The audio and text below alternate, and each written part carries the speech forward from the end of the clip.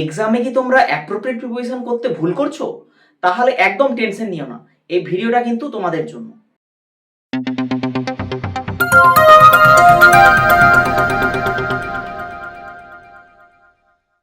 দেখো, এই appropriate preposition কিন্তু খুবই একটি গুরুত্বপূর্ণ একটা জিনিস, ঠিক আছে?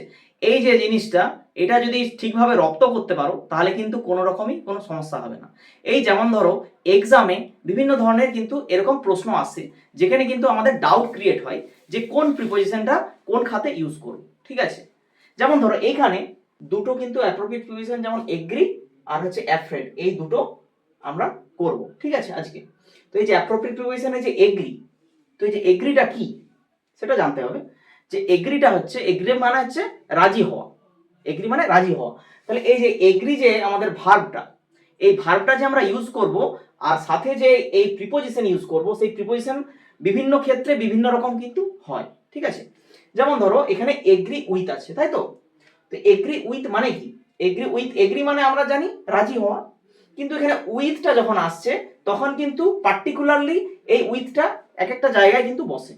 এখানে কিন্তু পার্টিকুলার যেই ব্যাপারটা সেটা কিন্তু আমি তোমাদের তুলে ধরছি, যে এগ্রি উইথ, এই উইথটা যখনই আসছে তখনই কিন্তু কোনো ব্যক্তির ক্ষেত্রে কিন্তু ব্যবহার হয়, ঠিক আছে?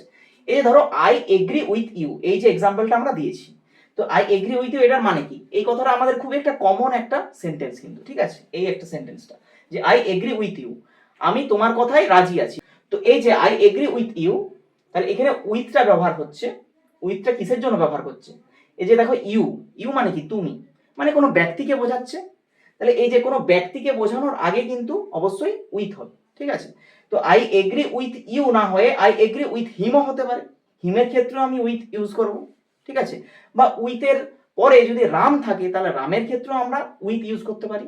তাহলে এইখানে প্রথম যে সাবজেক্টটা, এই সাবজেক্টটা যাই থাক না কেন, এই এগ্রি ভার্বটা যদি ব্যবহার হয় তাহলে এই প্রিপোজিশন যেটা ব্যবহার হবে সেটা যদি কোনো ব্যক্তির মানে অ্যাকসেপ্টেন্সের ব্যাপার থাকে, কোনো কিছু রাজি হওয়ার ব্যাপার থাকে কোনো ব্যক্তির, তখন সেক্ষেত্রে কিন্তু উইথটা অবশ্যই ইউজ হবে, আই এগ্রি উইথ ইউ, ঠিক আছে? তো এখানে আই এগ্রি উইথ ইউ বা আই এগ্রি উইথ হিম বা আই এগ্রি উইথ রাম, যাই বললাম একই জিনিস কিন্তু, ঠিক আছে? এটা কিন্তু মাথায় রাখবে যে কোনো ব্যক্তির ক্ষেত্রে আমরা উইথ কথাটা ব্যবহার করতে পারি। এই উইথ প্রিপোজিশনটা এটার ক্ষেত্রে পুরো অ্যাকসেপ্টেড, অন্য কিছু প্রিপোজিশন কিন্তু বসবে না, ঠিক আছে?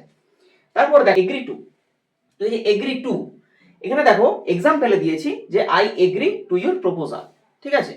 যে আমি তোমার প্রস্তাব গ্রহণ করলাম, ঠিক আছে? বা আমি তোমার প্রস্তাবে রাজি হলাম, ঠিক আছে? এই যে I agree to your proposal, এখানে কোনটা? এখানে টুটা হচ্ছে আমাদের কি? প্রিপোজিশন। তাই I agree to your proposal, যখনই কোনো প্রপোজালের ব্যাপার থাকবে, কোনো ব্যক্তির প্রপোজালের ব্যাপার থাকবে এবং সেই প্রপোজালটা একসেপ্ট হবে, ঠিক আছে, মানে সম্মত হবে, মানে রাজি হবে, তো সেই ক্ষেত্রে কিন্তু টু প্রিপোজিশনটা অবশ্যই ব্যবহার হবে। মানে এই টু প্রিপোজিশনটা কোনো কেউ যখন প্রস্তাব দেবে সেই প্রস্তাবের ক্ষেত্রে কিন্তু এটা পুরো লক, ঠিক আছে? এই টুটা কিন্তু এই কোনো ব্যক্তির মানে প্রস্তাবের ক্ষেত্রে কিন্তু এই টুটা ব্যবহার হবেই হবে। এখানে কিন্তু উইথ ব্যবহার করলে কিন্তু চলবে না। যেমন ধরো আই এগ্রি উইথ ইউ যেটা করেছো, I agree with your proposal যদি করে দাও, যদি করে দাও তাহলেই কিন্তু ভুল হয়ে যাবে, তখনই কিন্তু নাম্বার কেটে দেবে, ঠিক আছে? এক্সামে একদম নাম্বার কেটে দেবে। তাহলে এই যে বিভিন্ন রকমের যে প্রিপোজিশন, এই প্রিপোজিশনের বিভিন্ন রকম ইউজ হয় কিন্তু এই ভার্বকে কেন্দ্র করে, ঠিক আছে? তাহলে I agree to your proposal, এটা একটা হলো। তাহলে আমাদের এগ্রিটা শেখা হয়ে গেল। এবারে আমরা যাব অ্যাফ্রেড। অ্যাফ্রেড মানে কি? অ্যাফ্রেড মানে হচ্ছে ভয় পাওয়া বা ভীত হওয়া, তাই তো?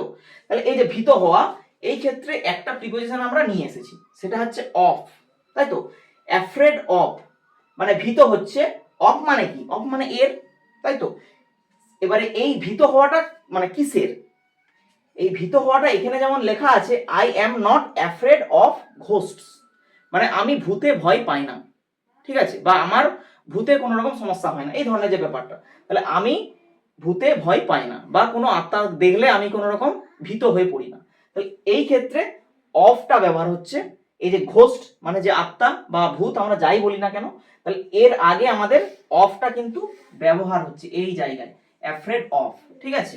এখানে অ্যাফ্রেড অফ এটা না করে যদি আমরা টু করি বা অন করি বা কোনো রকম যদি অন্য কিচ্ছু করি তাহলে কিন্তু পুরোপুরি টোটালিটি ভুল হয়ে যাবে, ঠিক আছে?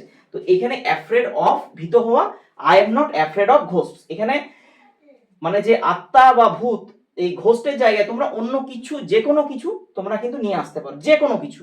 এক্সাম্পল তোমরা যা খুশি তোমরা নাও, যে কোনো মানে ভয়ের ক্ষেত্রে যখনই মানে কোনো কিছু আমরা ব্যবহার করব যে কিসে ভয় পাচ্ছে, আলটিমেটলি যেটাতে আমি ভয় দেখাবো সেটাই কিন্তু আমাদের অফ প্রিপোজিশনটা কিন্তু অবশ্যই ইউজ হবে, ঠিক আছে। তো এই যে আমাদের আজকে মেন যে ভিডিও সেটা হচ্ছে এ সিরিজকে কেন্দ্র করে, তাই তো এই এ সিরিজ নিয়েই কিন্তু বিভিন্ন রকম প্রিপোজিশন গুলো এবারে আসতে থাকবে, ঠিক আছে। তো এই হচ্ছে দুটো আজকের মেন হচ্ছে যে প্রিপোজিশন, এটা আমরা আজকে করলাম। তো নেক্সট ভিডিওতে আবার কিন্তু এই এ সিরিজ নিয়ে বিভিন্ন রকমের যে ভার্ব আছে এবং সেই ভার্বের বিভিন্ন যে প্রিপোজিশন আছে সেই প্রিপোজিশনের ভিডিও কিন্তু আসবে, ঠিক আছে। তোমরা কিন্তু অবশ্যই চ্যানেলটাকে ফলো করবে এবং সাবস্ক্রাইব করবে, কারণ এই যে ভিডিওগুলো, এই ভিডিওগুলো কিন্তু খুবই একটা ইম্পর্টেন্ট ভিডিও, কারণ এই যে ভিডিওগুলো এগুলো কিন্তু মানে শেখা খুবই দরকার। মানে আমরা ব্যবহার করি কিন্তু কেন ব্যবহার করছি সেটা কিন্তু আমরা জানি না, তাহলে এই যে জানার জন্য এটা কিন্তু অবশ্যই দরকার, সেই জন্য অবশ্যই চ্যানেলটাকে ফলো করবে, ঠিক আছে। আর অবশ্যই ভিডিওগুলো কিন্তু ভালো করে মন দিয়ে দেখবে, প্রথম থেকে শেষ পর্যন্ত দেখবে, কারণ প্রথম থেকে শেষ পর্যন্ত যদি না দেখো তাহলে কিন্তু তোমরা বুঝতে পারবে না যে কি কারণে ইউজ হচ্ছে, ঠিক আছে।